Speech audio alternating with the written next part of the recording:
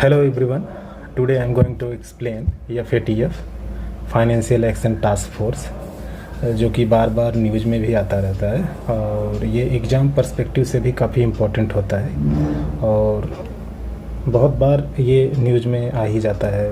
लगभग हर महीने में ये न्यूज़ में बना रहता है, तो बहुत लोगों को इसके बारे में पता नहीं है और तो इसको हम थोड़ा डिटेल में डिस्कस करेंगे कि ये है क्या और किस तरीके के प्रॉब्लम्स को ये रिजॉल्व करता है और इंडिया इसका पार्ट है कि नहीं है, और है तो कब इंडिया इसका मेंबर बना, तो उसको भी हम देखेंगे। क्योंकि अभी यूपीपीसीएस, बीपीएससी, एमपीपीएससी और यूपीएससी जैसे एग्ज़ाम में ऐसे क्वेश्चन पूछ लिए जाते हैं कि India is a part of this organisation or not, like when India become member of this organisation. तो इस तरीके के क्वेश्चन को भी थोड़ा सा देखना पड़ेगा। So without wasting our time let's begin. तो FATF एक्चुअली एक ऑर्गेनाइजेशन है जो, और इसमें ये अभी न्यूज़ में क्यों था, हल्का सा इसको देख लेते हैं। क्योंकि ये अभी इंडिया ने ना इसमें कुछ बहुत अच्छा परफॉर्मेंस किया है, आउटस्टैंडिंग आउटकम्स इसके आए हुए हैं, इस वजह से ये दोबारा न्यूज़ में आया हुआ है। और ये बना कब था?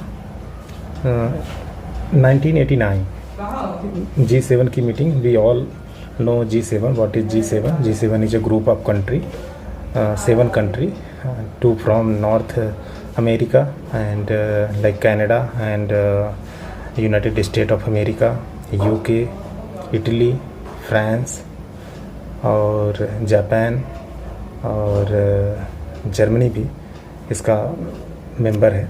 तो 4 यूरोप से हैं, 2 नॉर्थ अमेरिका से हैं और 1 यूरोप से, एशिया से है, जो कि जापान है।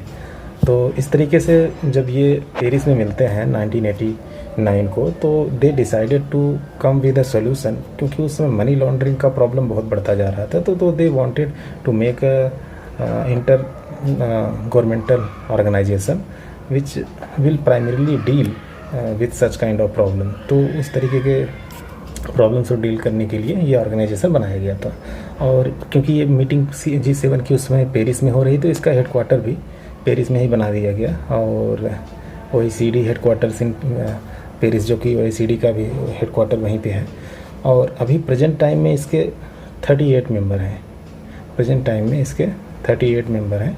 इंडिया शुरुआत में तो इसका मेंबर नहीं था। India also was looking its membership, so India became observer of this organization in 2006 and finally in 2010 India became full-fledged member of this organization, June 2010।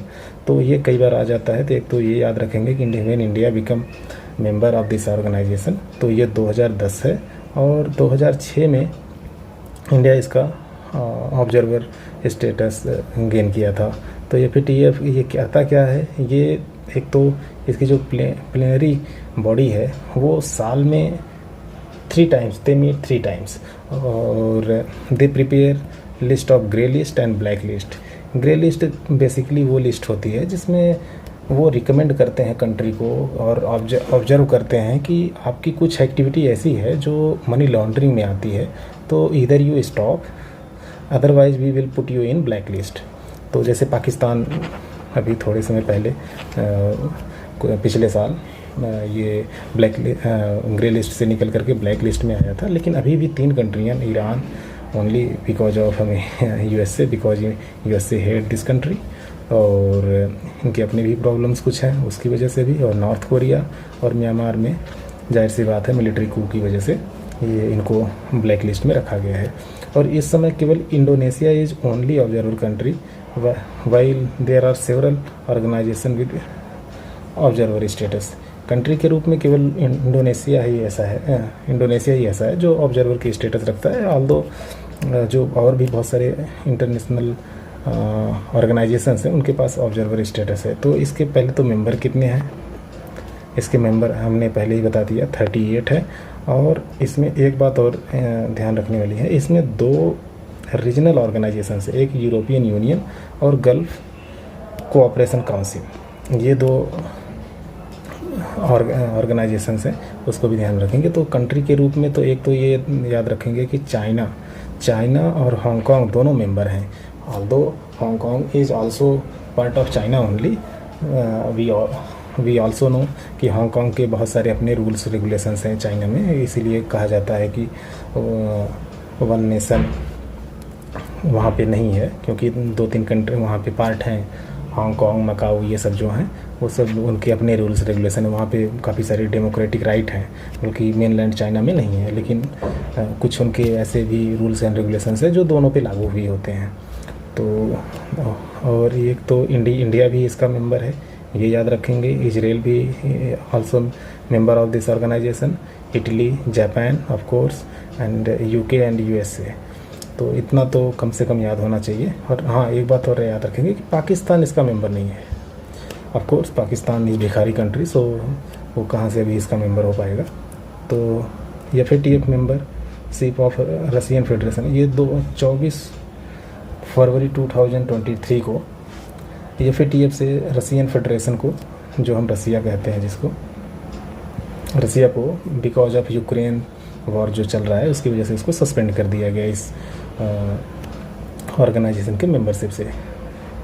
और इसका ऑब्जेक्टिव क्या है? As I already told why it was formed, to tackle money laundering problem, to combat money laundering problem और identify national level vulnerability with aim to of protecting the international financial system from misuse. और ये ऐसा नहीं है कि केवल जो assets हैं उसके वर्चुअल एसेट्स जैसे बिटकॉइन ये सब हैं, इन सब को भी ये कंसीडर करने लगा। पहले ये नहीं था, लेकिन पिछले कुछ सालों से इसको वर्चुअल करेंसी को भी कंसीडर करने लगा कि उसमें भी मनी लॉन्ड्रिंग और टेरर फंडिंग जैसी चीज़ें नहीं होनी चाहिए। अगर वैसे उसमें भी कोई कंट्री पाई जाती है तो उसको भी ग्रे लिस्ट और ब्लैक लिस्टेड किया जा सकता है। ग्रे लिस्ट या ब्लैक लिस्ट में जाने का डिसएडवांटेज ये होता है कि आप जो इंटरनेशनल ऑर्गेनाइजेशंस हैं उन